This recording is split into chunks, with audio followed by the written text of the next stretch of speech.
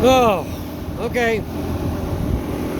It's old guy Jim here. Let me turn this fan off.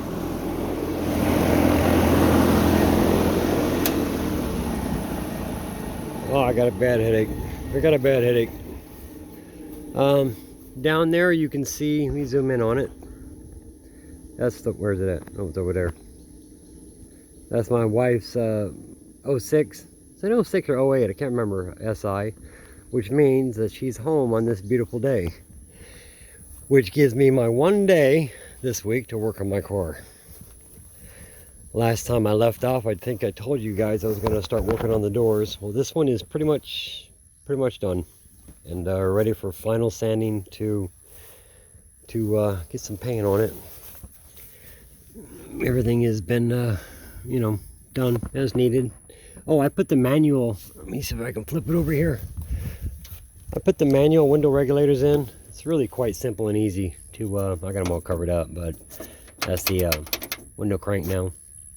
For the manual regulator, I masked off all the, you know, the rods, the door rods, and the door locks are out, and I got brand new door handles for it, for the outside. They're black. The ones that were on the car were red, and they're in fine shape. I thought I'd go ahead and go with black against the red, but look pretty good. But I put some photos up on my Instagram, which I don't even know what it is. But if you guys want to look it up, you can probably find me there.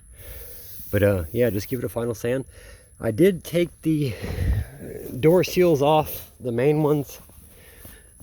See all the little holes that hold the little clips that hold them in. Now these are really easy to take off. You just pull the rubber, it comes off one end and slides up, and they come right off.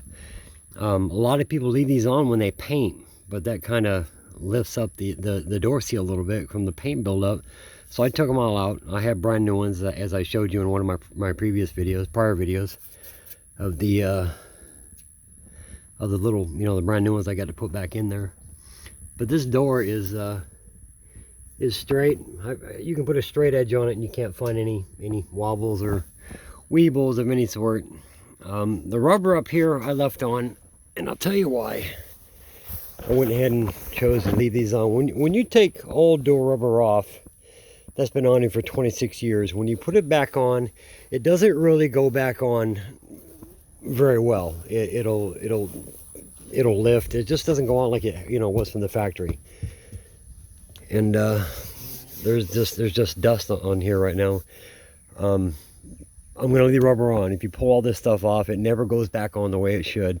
Now in here where the red is, if your paint is all, you know, beat to hell, you know, I mean bad, it might be better for you to take these off to do them, but mine's not bad.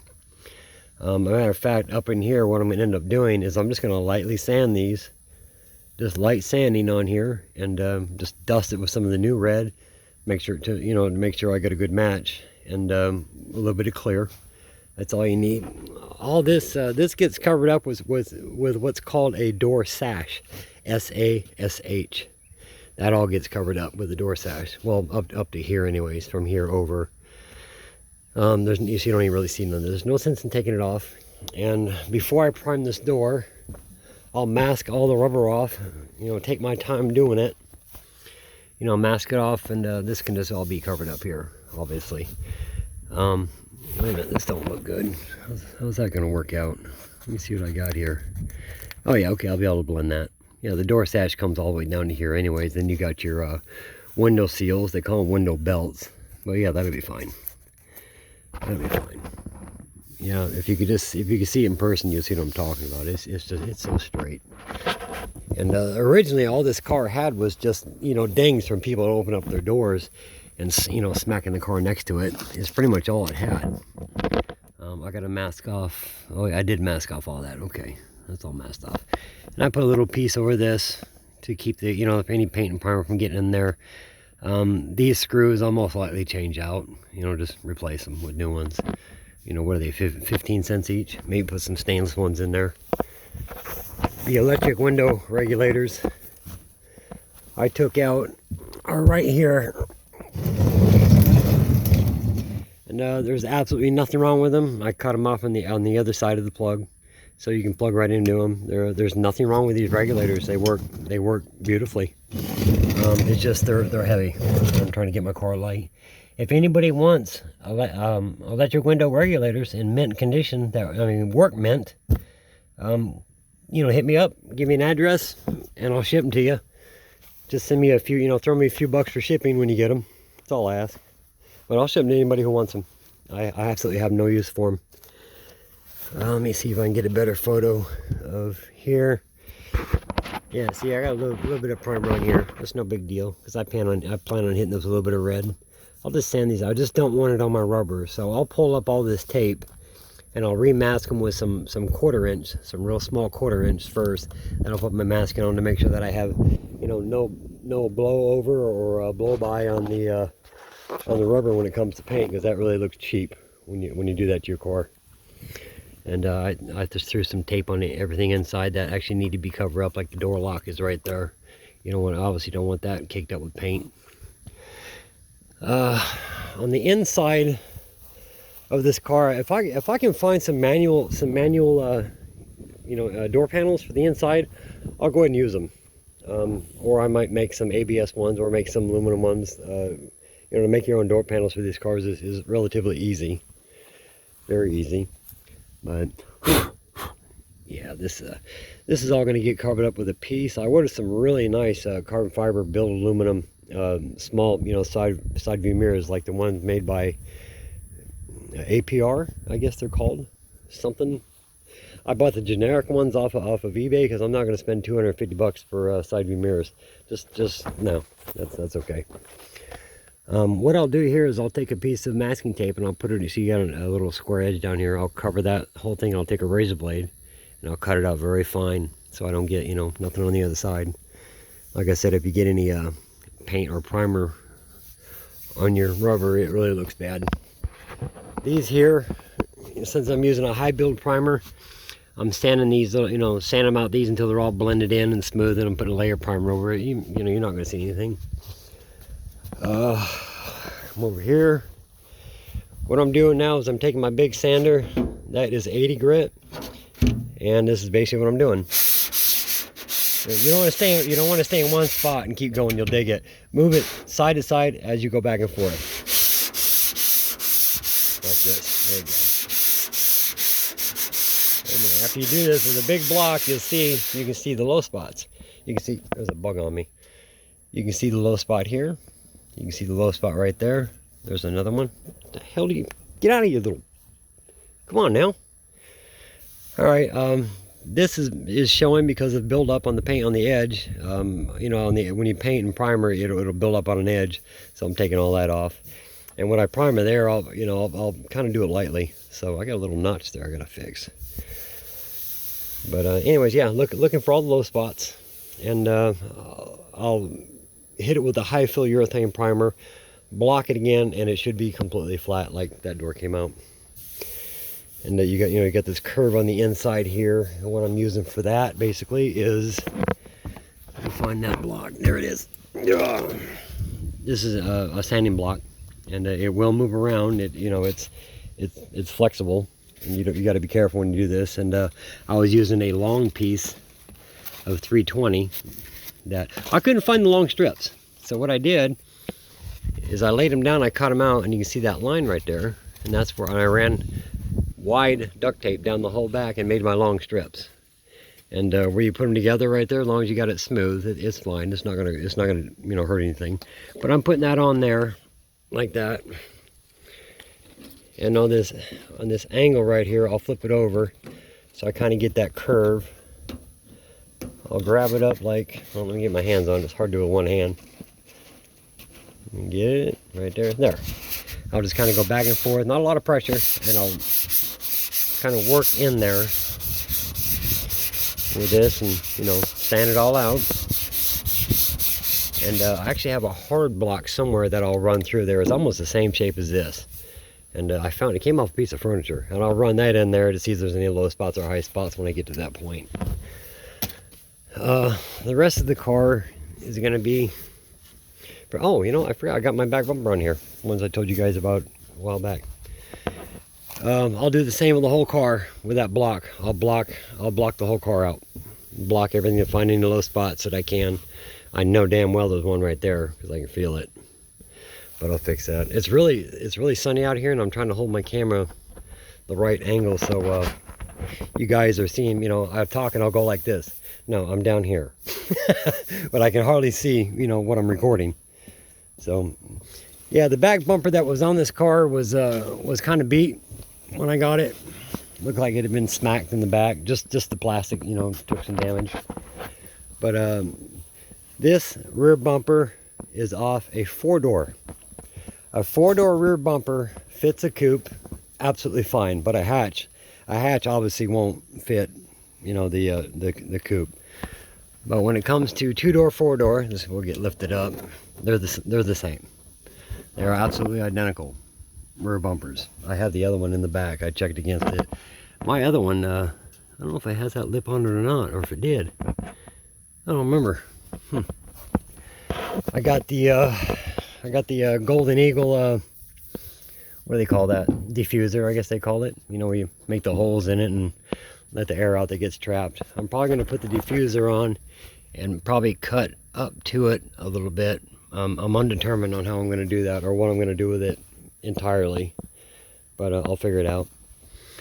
When I sand this out, I'm hoping that I don't break through to the plastic, or I'm going to have to use the it's a fusion inhibitor, so the paint will actually stick and bond to the ABS plastic, because as I explained to you before, ABS plastic is actually made with oil in the plastic. And at the factory they get that shit to stick pretty damn good. For us guys out here, you know, you've seen a lot of bumpers flaking. It's not so easy to get the paints to stick. So I will sand all this out, get this clear coat off, and I'm really going to try super hard to not break through to the plastic, because I basically want to use the factory paint to bond my primer to. That's just a better way to go on that. I haven't done, wow, look at my dog water. Oh, I think I need to clean that, poor baby. Okay, yeah, we don't want him drinking that. Everything else in here, like we did before in the other videos, you know, all this is pretty much done. I haven't torqued these down yet. My brakes should show up tomorrow. Tomorrow's the 18th. They're scheduled to show up. I don't know if I mentioned in the other video. Yeah, I think I did. I said I pulled the trigger and got the big 12-inch, 12.1 or 12.2 inch front vented and drilled front rotors with the 6-piston calipers for the front. So it's going to have massive front brakes. I got the Willwood drift brake to put in the center to mount in here to be used as my e-brake. I just got to figure out a way to lock it up when I pull up on it. And for the back, everybody's really going to bitch about this when they hear about it, but like I said, we're going to see what happens. For the back, I got the I got to think of the company. Speed Factory, that's it. I got their staging brake set up for the rear with a little single piston, and the rotor that's all, you know, looks like a flower. We used to call them flower rotors back in my bike days. I'm gonna set up my my valve that I'm getting from Chase Bays. What's it called? You know, oh Jesus. In our cars it's like 60-40. They come factory that way. It's the valve to adjust how much pressure goes to the front, how much pressure goes to the rear. I'm going to make it 90 and 10 because the back brakes that I'm getting, the back rotors from Speed Factory, are not supposed to be used as a daily brake. But if they detonate it and explode, I'll just put something else on. I'll figure something else out. We're going to see how it works. If it works at all.